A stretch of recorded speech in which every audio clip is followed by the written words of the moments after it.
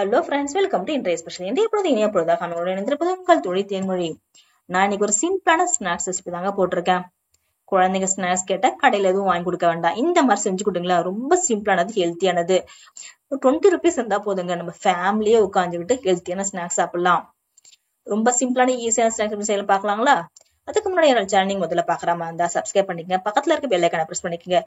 நான் போடுற வீடியோ உங்களோட நோட்டிபிகேஷன் வர ஆரம்பிக்கும். ரொம்ப சிம்பிளான ஈஸியான ரெசிபியா தான் போடுவேன், பிகினர்ஸும் செய்யற மாதிரி தான் இருக்கும். வாங்க வீடியோக்குள்ள போலாம். இதுக்கு நான் ஸ்வீட் பொட்டேட்டோ தான் எடுத்திருக்கேன்.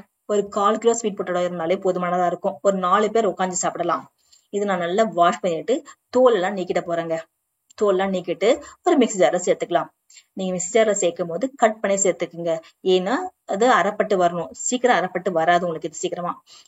இது நல்லா அரைப்பட்டு வரணும், அது நல்லா கட் பண்ணி போட்டுக்கலாம். இது நான் பெரிய மிக்ஸி ஜார்ல கட் பண்ண ஒரு 1/4 கிலோ ஸ்வீட் பொட்டேட்டோ போட்டிருக்கேன். கூடவே ஒரு சின்ன ஏலக்காய் போட்டிருக்கேன். கூடவே தேங்காய் துருனது ஒரு 1/4 கப் போட்டிருக்கேன். தேங்காய் நீங்க வேணா விட்டுடலாங்க, பட் போட்டீங்கன்னா டேஸ்ட் ரொம்ப நல்லா இருக்கும். நல்லா நெழுக்கு அரைச்சிட்டு வந்துடலாம். இங்க பாருங்க, நெழுக்கு அரைச்சு வந்து காமிக்கிறேன் உங்களுக்கு. என்னடா போடும் போது பெரிய மிக்ஸர் இப்ப சின்ன மிக்ஸர் பாக்காதீங்க. பெரிய மிக்ஸர் நல்லா ஓட்டின பிறகு சின்ன மிக்ஸர் நான் மாத்திட்டேன், அப்பதான் நல்லா நெழுக்கு அரைஞ்சு வரும்னு சொல்லிட்டேன். உங்களோட மிக்ஸர் பெருசு நல்லா அரைஞ்சு வரணும்னா நீங்க அதுல கூட ஓட்டிக்கலாம். இங்க பாருங்க, ஒரு நல்லா மெத்துன்னு வந்திருக்கு. இப்ப நான் இது கூடவே வெல்லம் போட்டிருக்கேன். என்ன ஸ்வீட் உங்களுக்கு பத்தாது அப்படின்னு சொன்னா வெல்லம் போட்டுக்கலாம். இல்ல உங்களுக்கு அந்த ஸ்வீட்டே போதும் அப்படின்னா நீங்க வெல்லம் போட வேண்டாம். வெல்லம் ஒரு 1/4 கப் தான் நான் போட்டிருக்கேன். நீங்க வெள்ளத்துக்கு மேல கருப்பட்டி போட்டுக்கலாம், அப்படின்னு நாட்டு சக்கரை கூட போட்டுக்கலாம். ஆனா சக்கரை மட்டும் போடாதீங்க, ஹெல்த்தியா இருக்காது. போட்டு நல்லா ஓட்டிட்டு வந்துடலாம். இங்க பாருங்க, இந்த மாதிரி ஓட்டிட்டு வந்துட்டேன்.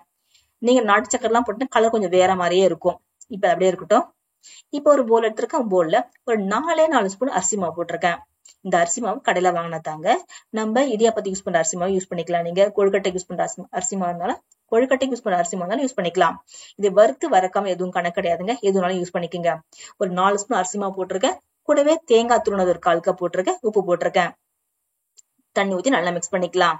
தேங்காய் துருனது இல்லைன்னா விட்டுடலாங்க, ஆனா சாப்பிடும் போது நல்லா இருக்கும். நீங்க தேங்காய் துருவல் போட்டீங்கன்னா நல்லா தண்ணி விட்டு மிக்ஸ் பண்ணிக்கோங்க. ரொம்ப தண்ணியான ரொம்ப திக்கா இருக்க கூடாது. இந்த மாதிரி நான் ஸ்பூன்ல எடுத்து ஊத்த இந்த மாதிரி பக்குவத்து இருந்தா போதும். இப்ப இது அப்படியே இருக்கட்டும்.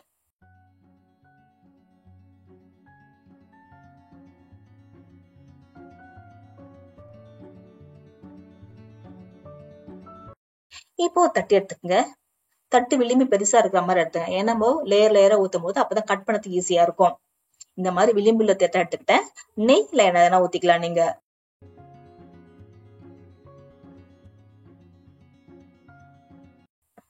நெய் இல்ல எண்ணெய் ஊத்தி இத மாதிரி நல்லா பரப்பி விட்டுருங்க. ஃபுல்லாவே உங்களுக்கு கூட்டாய் வந்துருச்சு. இப்ப நான் முதல்ல வச்சிருக்க அரிசி மாவு கலவையில போட போறேன்.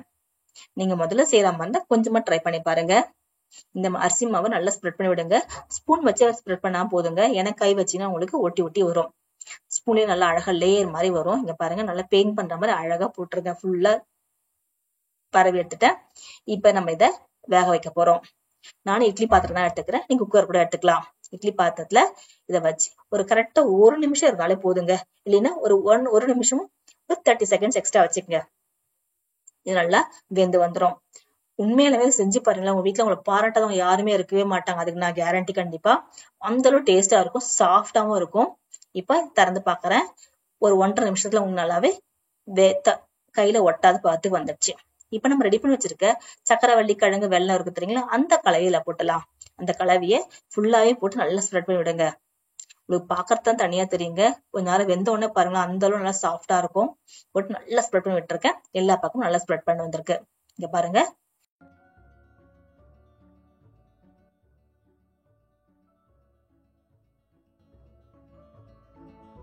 இப்ப இதே நம்ம மூடிடலாம். மூடிட்டு அதே மாதிரி ஒரு நிமிஷம் 30 செகண்ட்ஸ் இருக்கட்டும்.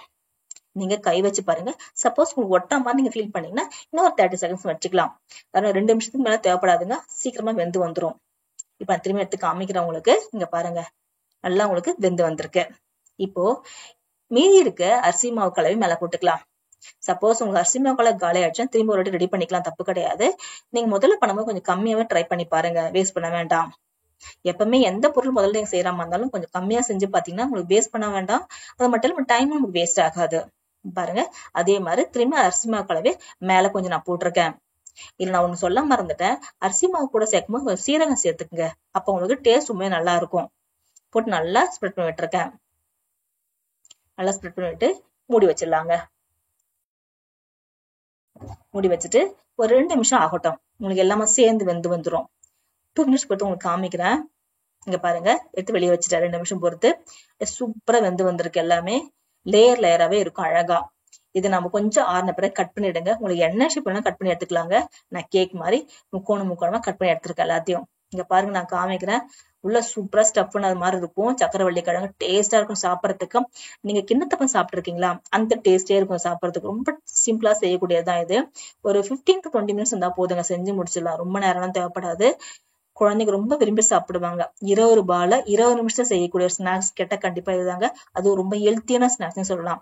ஃபேமிலியே உட்காந்து சாப்பிடணும்னு பாத்துங்களா, அந்த அளவு டேஸ்டா இருக்கும். கண்டிப்பா ட்ரை பண்ணி பாருங்க. இந்த வீடியோ கண்டிப்பா உங்களுக்கு பிடிச்சிருக்கும். லைக் பண்ணுங்க, ஷேர் பண்ணுங்க, சப்ஸ்கிரைப் பண்ணுங்க. மறக்காம பக்கத்துல இருக்க பெல் ஐகானை பிரஸ் பண்ணுங்க. உங்க ஃபேமிலிக்கு ஃப்ரெண்டுங்க ஷேர் பண்ணுங்க. தேங்க்யூ.